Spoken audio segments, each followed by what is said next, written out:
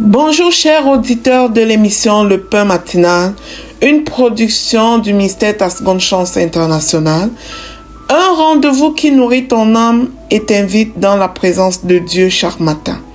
Cette émission comprend deux moments forts. L'exhortation présentée par Dr Dorian pour fortifier ta foi et la parole en mission ou bien les promesses de Dieu proclamées pour libérer ta victoire. Lorsque tu arriveras dans cette deuxième rubrique de la parole envoyée en mission, je te prie de délier ta langue, de proclamer avec foi pour libérer ta victoire. Alors bien-aimé, installe-toi, reste jusqu'à la fin, car chaque parole est une semence de vie pour ta journée.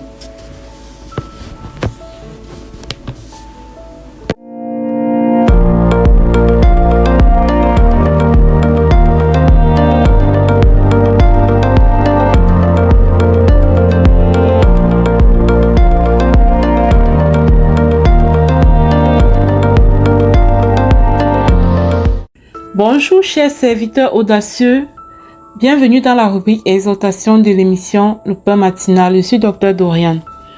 Donc hier nous avons parlé de la foi face aux oppressions démoniaques et nous avons expliqué comment est-ce que l'homme a perdu le pouvoir de dominer que Dieu lui avait donné dans le jardin d'Éden à cause de la désobéissance.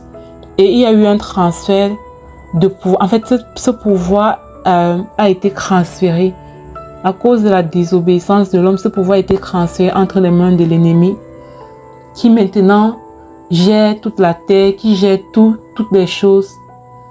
Et du coup, les démons qui ont été entraînés avec Lucifer lorsqu'il a été radié du paradis, du jardin d'Éden, il a entraîné avec lui ces anges qui sont devenus des démons à son service.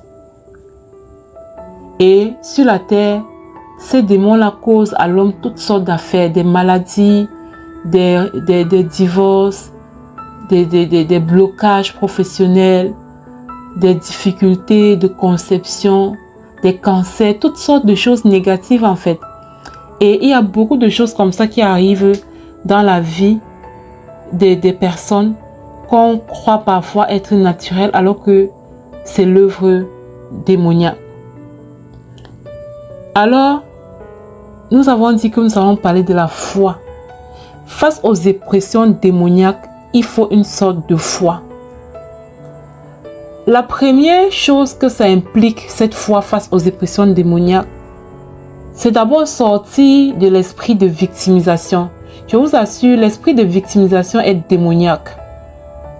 Le fait d'être toujours en train de pleurer sur son sort, d'être toujours en train de vouloir que les gens aient pitié de toi, c'est un esprit de victimisation et c'est un esprit qui est démoniaque. Parce que c'est un esprit qui te maintient dans le confort de l'inconfort. C'est un esprit qui te pousse à tolérer le mal. Parce que comme tu veux que les gens aient attention à toi, que les gens prêtent attention à toi, là où tu devais par la foi récupérer ton autorité et te tenir contre ce mal-là, la victimisation te pousse donc à caresser le mal, à tolérer le mal, à conjuguer avec le mal, faisant en sorte que ces démons puissent continuer à aggraver ton cas. Alors, la foi a pour rôle donc de te faire réaliser premièrement que ce que tu vis n'est pas normal.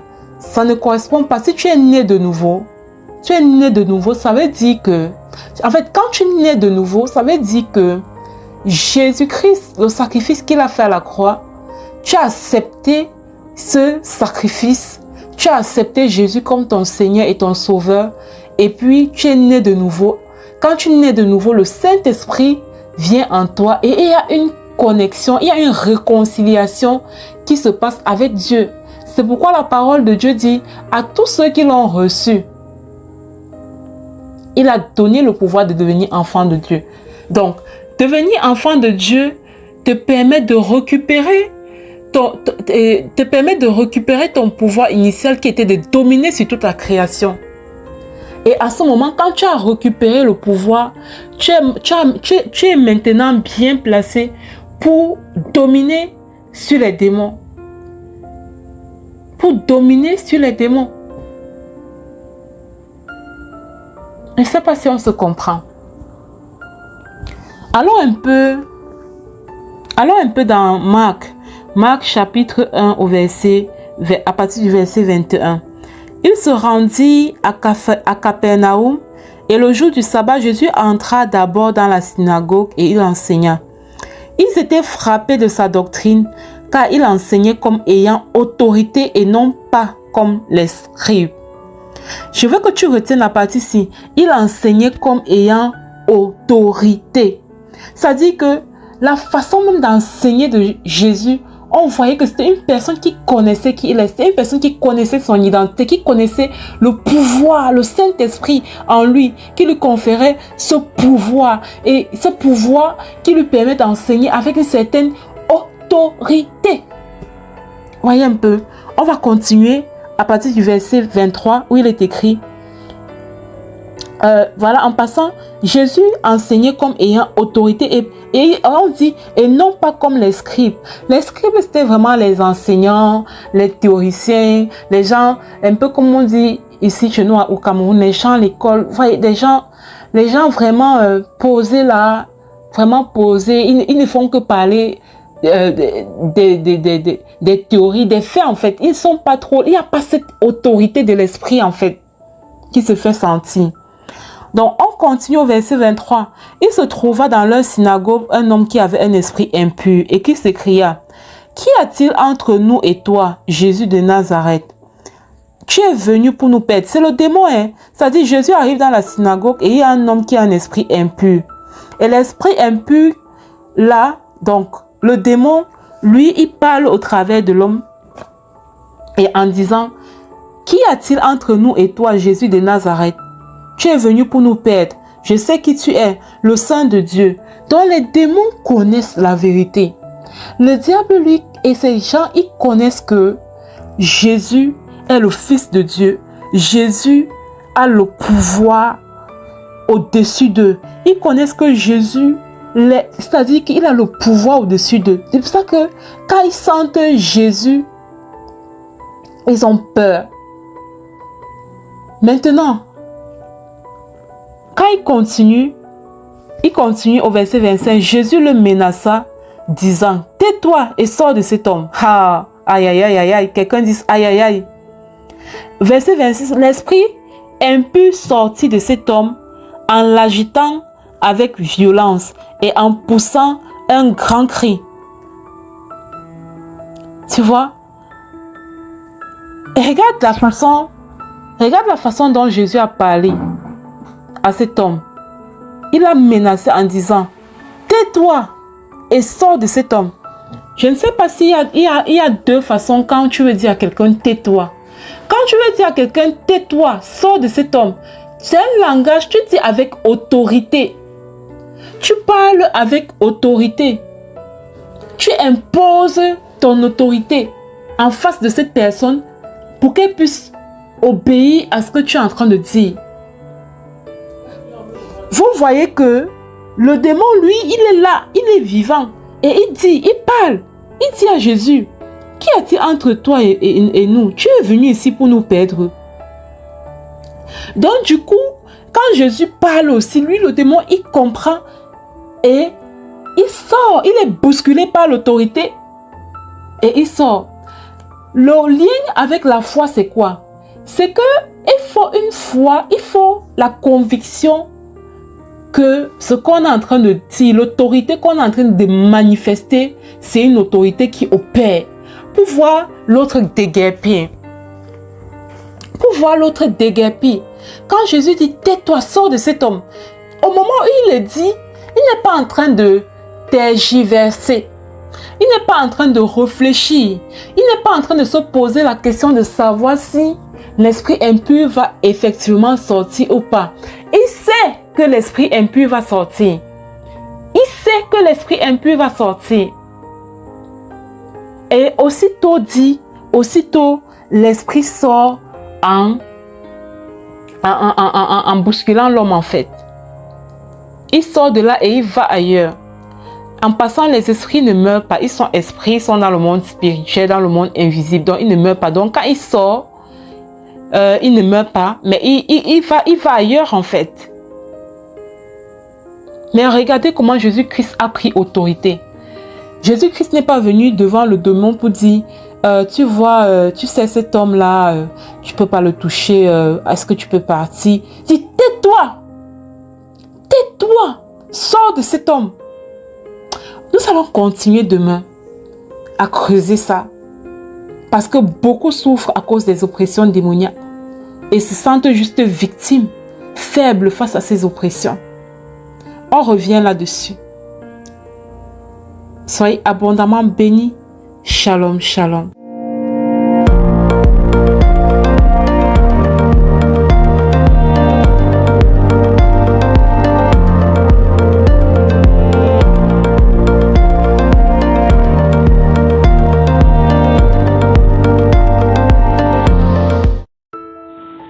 Bienvenue dans cette deuxième partie de l'émission Le Pain Matinal.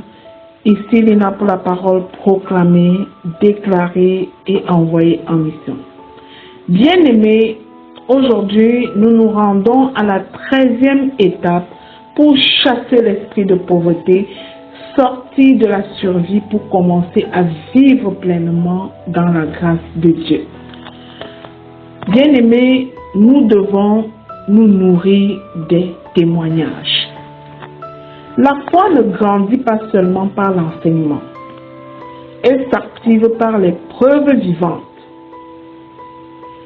Les témoignages des autres sont des rappels concrets que Dieu agit encore, qu'il restaure, qu'il élève, qu'il pourvoit. Chaque témoignage entendu est une nourriture de foi que tu consommes. Chaque témoignage entendu est une porte ouverte dans l'esprit. Parce que ce que Dieu a fait pour l'un, il peut le faire pour l'autre. Bien-aimé, je t'invite à te nourrir des témoignages. Regarde autour de toi. Regarde des personnes qui ont vécu la même situation que toi et qui sont sorties des sentiers battus. La pauvreté, qu'elle soit matérielle, émotionnelle ou spirituelle, aime l'isolement. Des fois, c'est ton isolement qui est ton premier ennemi. Sors, va vers les autres, écoute des témoignages. La pauvreté enferme. Elle te coupe des autres. Elle te fait te victimiser. Dis que oh, il y a les ceci contre moi. La pauvreté joue contre toi. Elle te fait croire que ta situation est unique et sans issue. Mais Dieu te rappelle que tu dois sortir de cet isolement pour entrer dans une communauté de foi, pour contribuer dans une communauté de foi où les victoires des uns deviennent l'espérance des autres. Tu en as besoin, bien-aimé, pour aller à l'autre niveau. Tu ne peux pas réaliser ce que ton esprit n'a pas encore rendu, n'a pas encore cru que c'est possible. Voilà pourquoi tu as besoin d'écouter les témoignages. S'identifier au témoignage, ce n'est pas envier, c'est s'aligner. C'est permettre à la foi de se lever, au courage de naître et à la vision de s'élargir. Aujourd'hui, bien-aimés, choisissons de nous nourrir de ce que Dieu a accompli dans la vie des autres, afin que notre foi à nous soit activée et que toute mentalité de pauvreté soit brisée définitivement. Alors, bien-aimé, joins ta voix à la mienne et ensemble nous allons proclamer et déclarer. Fais-le avec foi, bien-aimé. Délie ta langue. Ne permets pas à l'ennemi de gagner ta vie. Ouvre ta bouche. Je proclame et je déclare que ma foi est activée par les témoignages vivants au nom de Jésus. Je déclare que Dieu agit encore aujourd'hui.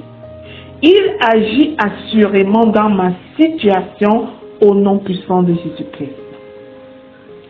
Je proclame et je déclare que ce que Dieu a fait pour les autres, il peut le faire pour moi au nom de Jésus. Je proclame et je déclare que je sors de toute forme d'isolement spirituel au nom puissant et glorieux de Jésus-Christ. Je proclame et je déclare que la pauvreté n'a plus de pouvoir sur ma pensée. Je suis connecté à une communauté de foi vivante et ma foi grandit tous les jours au nom de Jésus. Je proclame et je déclare que mon cœur reçoit l'espérance par les témoignages au nom puissant de Jésus-Christ. Je déclare que la peur du manque est remplacée par la confiance en Dieu au nom de Jésus.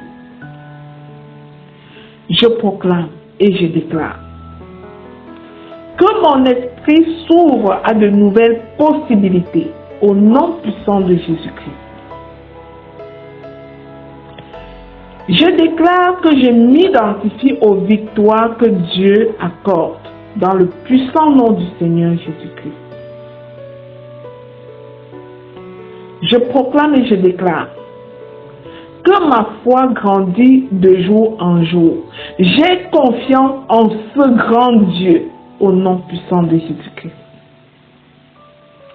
Je proclame et je déclare que je marche dans l'abondance divine. Mon témoignage est en préparation au nom de Jésus. Je proclame et je déclare que Dieu transforme mon histoire pour sa gloire au nom de Jésus.